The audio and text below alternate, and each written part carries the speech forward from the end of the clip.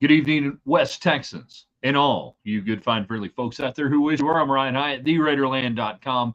Welcome to the Friday night edition of the daily broadcast. We got Texas Tech basketball to talk about. We're going to talk about the coldest you've ever been at a sporting event. If you're going to watch Kansas City and Miami this weekend, it'll probably take the front of the line, I think, for your list going forward. And then every Friday, most Texan thing you've done this week, all of that and whatever else we might get into as the evening goes along. Now, guys, do what you got to do as we work with you here in the Arctic Air Studios. Let us know the audio is good, the video is good. Give us hearts, give us thumbs up, and then share it with your friends.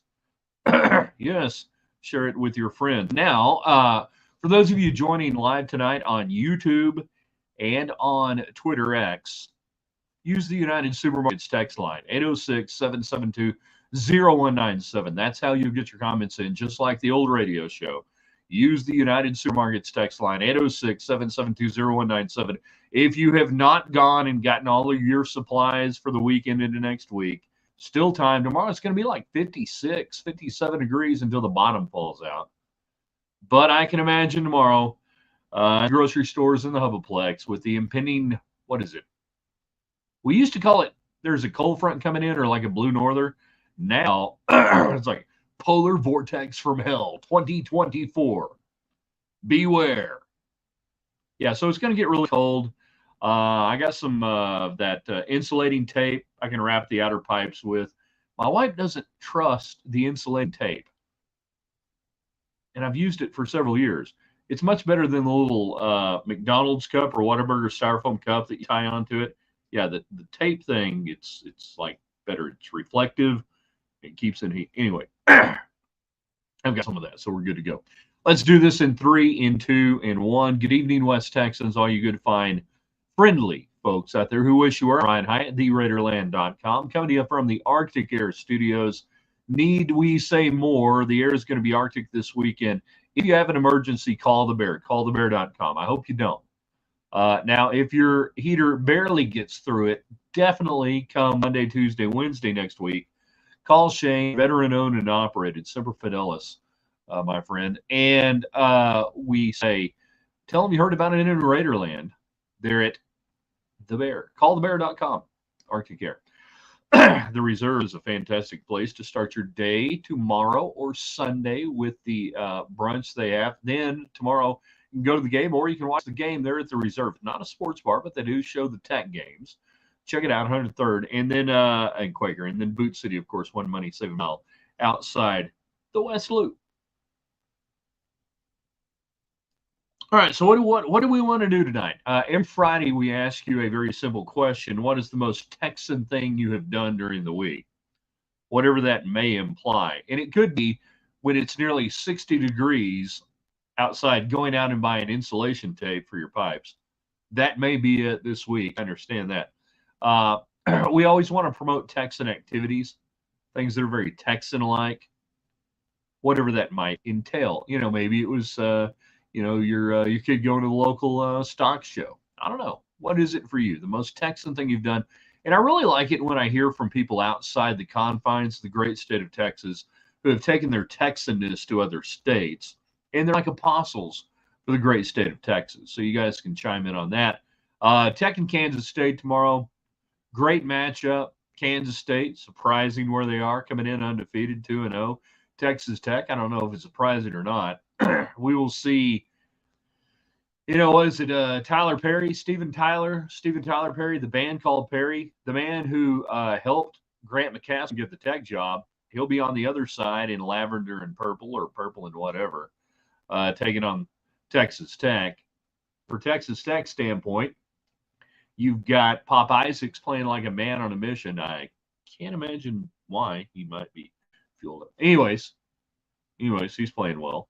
Texas Tech is in Big 12 play doing almost exactly what the blueprint I think should be for this team, which is a fewer three-pointers, more high percentage shots, more points in the paint, and then let Pop Isaacs hit the three with the occasional, McMillan three or whatever you might have out there. Chris is watching, Troy's watching, CJ watching. Happy Friday. You tell us the most Texan thing you've done this week. You share this with people out there. You go from there. And then we ask you today, with the impending cold weather, what's the coldest you've ever been at a sporting event? Because Kansas City and Miami tomorrow, and that's on the Peacock channel. I was doing a radio show in town early this morning, when my voice was still like way down here. Hey, yeah, it's great to be on with you guys. I really appreciate it. I sound like Belichick, after a really bad week. Yeah, we're moving on to Cincinnati, and I'm like, okay, we'll knock this stuff out. Kansas City and Miami may be going off as one of the coldest all-time. Air temp close to zero. Wind chills 18 below. I think about the great stories coming out of the Ice Bowl when the Dallas Cowboys at their local hotel in Green Bay. And back in the day, some of you guys may not. I reckon there's probably some people in the audience tonight who are young enough. You've never had a hotel wake-up call. You have never stayed at a hotel where you called the front desk and said, "Yeah, I need a wake-up call at 6:45 in the morning. Thank you." So the phones ring and it's, "Hey, good morning. It is -13 here in Green Bay, Wisconsin. Good luck to the Dallas Cowboys." Click. So we're going to see this. Miami and Kansas City on Peacock is NBC regular showing Heidi. No, that would only be if it was going to be the Jets and the Raiders. Now, that would be Heidi if they were showing that. Coldest ever for me, definitely Tech Houston football, Jones 1988. It snowed that day. We had a lot of fun at that game. We got back. I went to that guy and tell you I went to the game with in 1988. It was the last Tech game I went to, not as a credentialed member of the media, even though I'd gone earlier in the year. But that was the last one just as a fan. And we parked somewhere down around like 14th, Street. And my car was covered up with so much snow, the lock had frozen, and we had to try to jimmy the key into the lock to get it going. Snow with Billy Joe bringing it for us, falling down. Yeah, Billy Joe the late turnover late in the game. Tough loss. Jim says good evening. We say good evening, Jim. Good evening. Chris, Mount Pleasant, Sulphur Springs playoff game, late 90s, in the teens. Yeah. Off the United Supermarkets text line, where again, descend upon the supermarkets, get all the potted meat, peanut butter, toilet paper, wet wipes, everything you're going to need to survive the 48 hours where it's going to be cold. So United Supermarkets text line. Most Texan thing I've done this week, buy enough bread to get us through next Thursday for the winter storm. Yeah, and that's what this guy's going to do. It's just, hey, you're on short rations. You're on World War II rations. Bread, we're going to take whatever ice we have outside. We're going to melt it with a cigarette lighter, and you're going to drink that. Just good luck there with the texture. It's bread, and that's all you get. Coldest, Abernathy versus West Texas Hereford by district game, 32 degrees, sleeting at kickoff. Old Copper Caboose running across the street to get a beer at the Jones. I assume we're talking about the 1988 Houston game. Yeah, people in the section I was in, they were just literally passing down whiskey bottles up and down the aisle. Yeah, a shot of fortitude. There you go. Should have given it to Tolliver. Maybe he wouldn't have tripped and fallen and knocked the ball off his own hip there on the final drive. Wouldn't have mattered. Chuck Weatherspoon. Stefan Weatherspoon played with me at Coronado in Tech. Chuck Weatherspoon, H-back for Houston. Devastatingly good that day in the snow. David talking about that Abernathy game. The other filmer got there first and got the north wall of the three-side lead to end the windbreak. One of the coldest I've ever been. We're talking about coldest you've ever been in a sporting event with what's coming up this weekend. We're talking about most Texan thing you've done this week, and we want your thoughts on Texas Tech and Kansas State. Hey, if the Red Raiders are undefeated coming out of this game, they're going to be one of two undefeated in the Big 12, the best conference in America. They're going to go from unranked to ranked pretty decently. Too much too soon? What do you think? Chris bought Frito pie for deer camp youth weekend with the youngest. Good luck on that. Sorry about the cough. I'm just trying to slowly kill myself by breathing dirt for the last 4 days here in West Texas. Hello, Alberto Flores. See, one of the coldest I've ever been, I was calling an Estacado, go back to high school football. Estacado in Wichita Falls, I think it was Hershey. We'd have to look it up, either Hershey or Ryder. I want to say it was Hershey. This is early 90s, and we're calling the game at Shotwell Stadium in Abilene. The old Shotwell. It's been reconfigured, redone, everything else since then. And it was cold and cloudy, incredibly cold and cloudy, no sun. And the press box, the old press box at Shotwell, the radio booth, it had a concrete floor, just straight up concrete floor. Like it had been, laid out years ago. And I was wearing boots that day, not like cold weather boots, like cowboy boots. And I could feel as the game went on. Here's how far back this was. Zebby Lethridge was playing quarterback for Estacado. Roger Sanders, Zebby Lethridge. If you gave me a little bit, I could probably pull a few more names out. This is where Finkner's a lot better than I am. Finkner can remember stuff in the late 80s, early 90s high school and all the games we used to call together. And even he was calling one team and I was calling another. I can't remember any of that stuff. And just by like halftime, could not feel my feet. Bitterly cold. Horrible. Horrible. Ricoli lozenges, says CJ. Yeah, it's going to make a difference. Let's see. Rex Spain, Emerald High School basketball coach, summed it up pregame. We're out here fighting over dead Bermuda grass, and we could. If you guys type too much, we could be in a warm gym. Yeah. East Texas in Lindale is getting cold. Feel for my peeps and kids back in low. Yeah, it's going to get a little chilly. Lloyd something. Albert says Lloyd. I don't know what Lloyd is. Lloyd what? Yeah. See, that was one of the coldest. And then when I was doing Shallow Waters games about 10 years ago, they had a really great stretch, 13, 14, 15. Holy cow. We would get down to Sweetwater. We got down to Sweetwater 2 years in a row. And, well, okay, one was down in Monahans. Was it Monahans or Denver City? 1 year was in Denver City against Monahans. All 3 of these years, the press box window started to freeze up for the inside out, for the condensation, and there was no way, and you're just peeking out the door, the window, whatever you can every few minutes to try to see what's going on. The one there at the Mustang Bowl in Sweetwater, though, against Brock. I lose track of some of these games. I'm trying to remember which game it was. Just Graham. I think it was against Graham. Holy cow. Just brutal cold. And again, you couldn't see anything. You just could not see a thing out the window. Cotton Bowl in 93, Miami was cold snow melt from the upper deck froze solid ice. Cotton Bowl in 93 versus Miami. You're talking about Texas?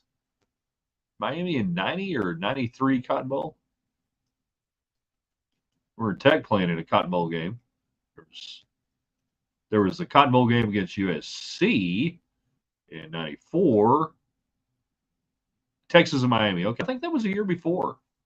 I thought that was like in the early 90s because David McWilliams was still the coach. So it was like 90, 91, right in through there. I think that was the year Miami routed Texas en route to like 150 yards in total penalties for the Miami Hurricane. So, yeah, we got coldest you've ever been in a sporting event. We talk about that. We can talk about Texas Tech basketball tonight. The recipes for success to me is pretty simple tomorrow against Kansas State. Keep doing what you've been doing, but just do a little bit more of it. I liked the number of three-pointers taken the other night, 13, with Pop Isaacs taking the majority of that. 4 turnovers in the game. Are you kidding me? That's ridiculous. And I want to say something about Joe Toussaint. I think Joe Toussaint is not getting enough credit right now for directing this offense and getting them where they need to go. If you are a hockey aficionado, a fan of the frozen puck, the vulcanized piece of rubber on ice, you can understand how you can have an assist on assist. We don't do that in basketball. Texan only had like 2 or 3 assists the other night. What he's doing, though, is putting the offense in motion where he makes a pass, where it gets the guy who receives the pass he made in a position to make the pass to get the basket. That guy gets the assist. Texan doesn't. But really, it's what Texan is doing, moving the defense around, moving the offense around, that sets it up. So there you go. I think Texan is huge. I think this is the best point guard play Tex had in a while. This week, Army training in Cali at Fort Irwin. Not enjoying it. Not enjoying it so far. Walk out 50 yards to go to the restroom. Welcome to America. Welcome to the Army. Yay. Go Army. Army, Army, Army. Thank you for your service, by the way. Miami opened after the kickoff, first and 45 after the penalties were handed out. Made it in Texas full. Yeah, that was that game. Off the United Supermarkets text line where you can go raid the store, get all the potted meat, get sterno, get whatever you need. Think a Big 12 coach goes to Washington. I don't know who it would be.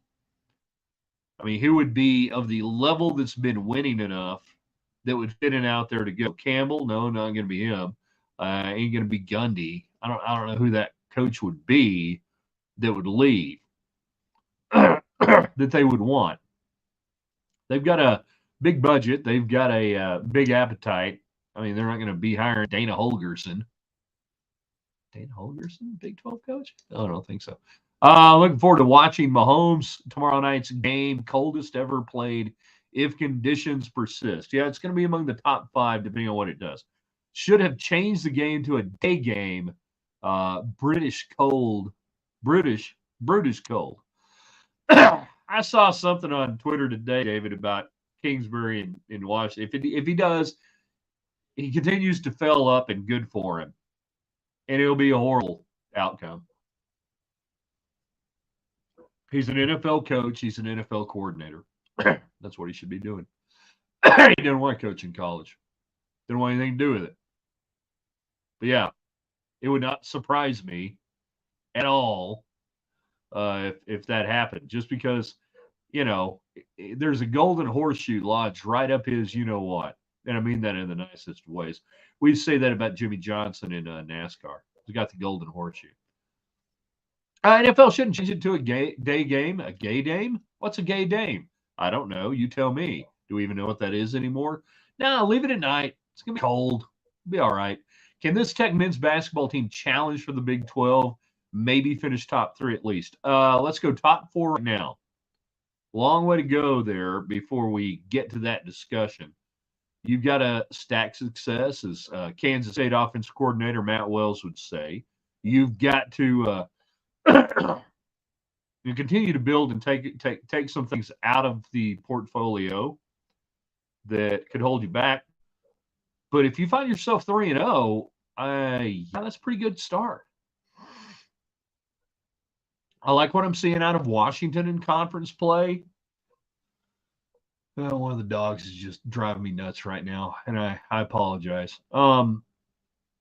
This is a great league. Is Texas Tech a great team? I don't think so right now.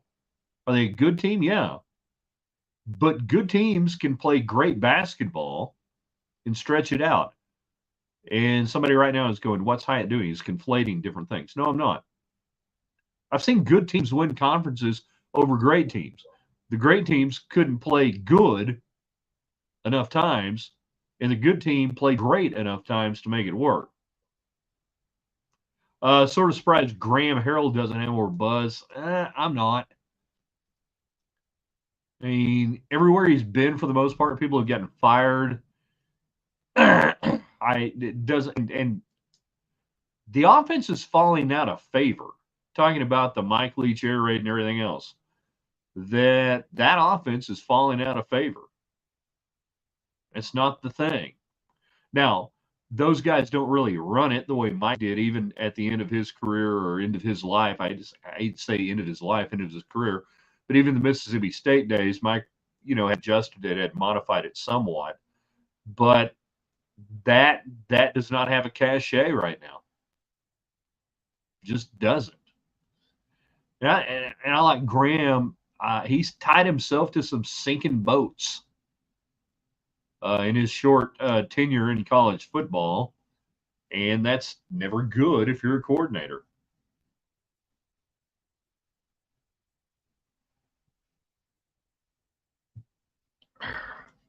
Coldest you've ever been event is the question tonight.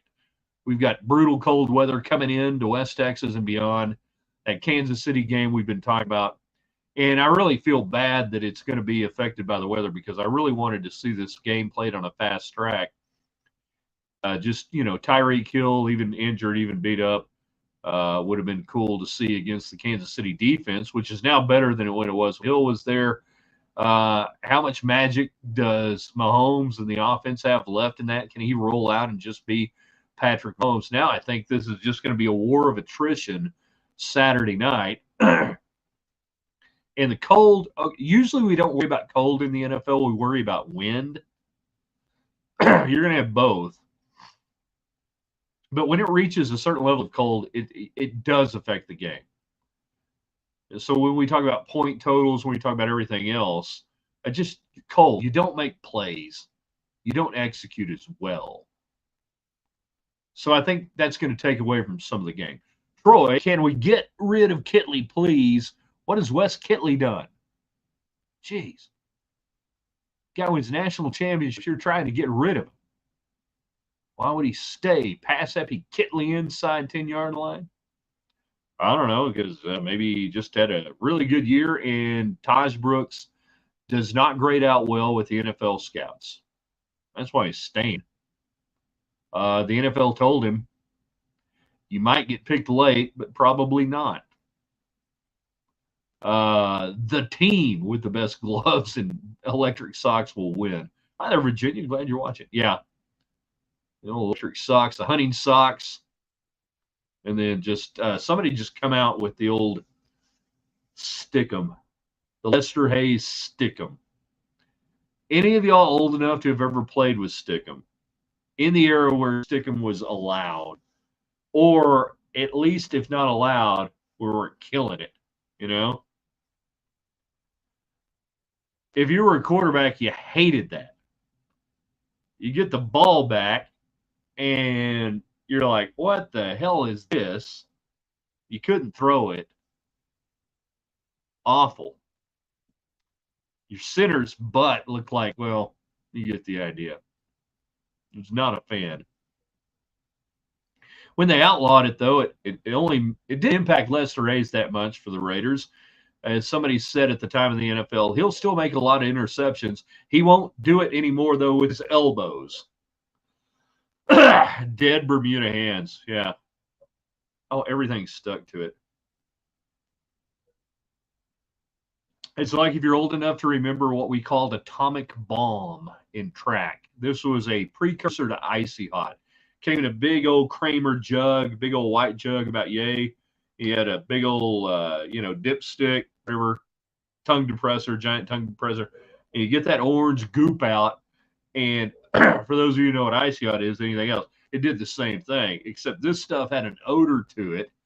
And then if you were really dumb like me, so you're going to be cool, man, because the only way I was going to run fast if I was limbered up really good. So you did that, and then you sat down and stretched, and you had a whole yard worth of dead grass on the back of your legs as you went to lane 3 to get into your blocks. And there's the giggles, and he's been stretching in the infield, hasn't he? That crap. Awful. You're the dogs. The dogs are going crazy. Coldest you've ever been at a sporting event. We ask you that tonight. Texas Tech men's basketball. How are you guys feeling about tomorrow's game against Kansas State? Home court advantage. I think it helps Texas Tech. The Tyler Perry versus Grant McCaslin thing, I think will be probably overblown. Although I'll tell you this, if Perry rolls in tomorrow, drops 18 or 19 on Tech and K-State wins, the fans are going to be howling on the Tech websites and the little places, the message boards and the Twitter stuff. They're going to be going apoplectic. He couldn't even recruit his best player, and his best player goes and plays for Jerome Tang, and they come in and win. Yeah. What eventually happens with Pop civil suit, in my opinion? No clue. I'm not a lawyer. I've dated several over the years. I don't know. I think looking at it from a non-legal standpoint, there are a lot of things that me go, huh, you did this, you didn't do that, you couldn't do that. Okay. As I've said, based on what I know right now, I have no problem with him playing for Texas Tech at this time. Impressed with Tech basketball. Looks impressive. Glad Troy's impressed. I've been around these suit things a long time, and this one, we'll see. Now, I'll tell you this, Tech fans need to be prepared for it as it hangs out there. If Tech continues to win and, stuff, it'll be picked up more nationally, and it'll be mentioned on the broadcast. It was mentioned on the Texas broadcast the other night. Yeah, it'll be out there. There you go. So either something will happen or something won't. But so then I have to go back and look at it from a program standpoint. And McCaslin hasn't been here around long enough to say, oh yeah, he's had 17 guys with civil lawsuits against him. And he always let them play and something bad happen. So you don't have that to play into. You don't have a program, whatever. So. And I try to be incredibly respectful to the process both ways to everybody involved. But there were a lot of questions I had about that when it, we were hearing about it before it was filed and in the media and everything else. I'm like, okay, well, again, trying to be really respectful here. If it were me on the other side and I'm a girl dad, nobody's getting off the island if I think that happens. Nobody's leaving the island. No, it's just me. A lot of people are different. Ain't nobody getting off the island if that's me.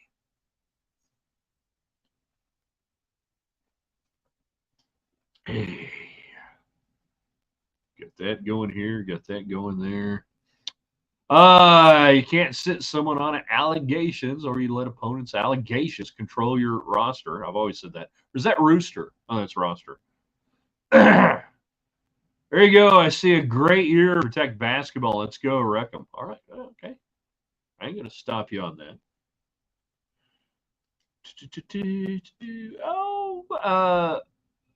When Green Bay beats Dallas this weekend, will McCarthy get fired or not? We could bring that up maybe if we did a Sunday night deal, but so when Dallas loses to Jordan Love, the Matt Wells protege, will they fire or not? It's curious. It's this weekend was the anniversary of Des Kotick game, and here we have the rematch. So when Jordan Love rolls in there, Belichick to Dallas, no, I think it's Atlanta or the Chargers. And we talked about this last night about how different your view would have been in 1989 when 65-year-old Tom Landry got fired if he had gone and coached another team. That team very easily could have been the Kansas City Chiefs. How different would Landry be viewed, if at all? Maybe not. But if he'd gone and coached the Chiefs for 5, 6, 7 years, and he ended up doing that. Dallas is going to win. Bet me Hyatt. He said, question mark. I'm sorry. There is no gambling at Bushwood.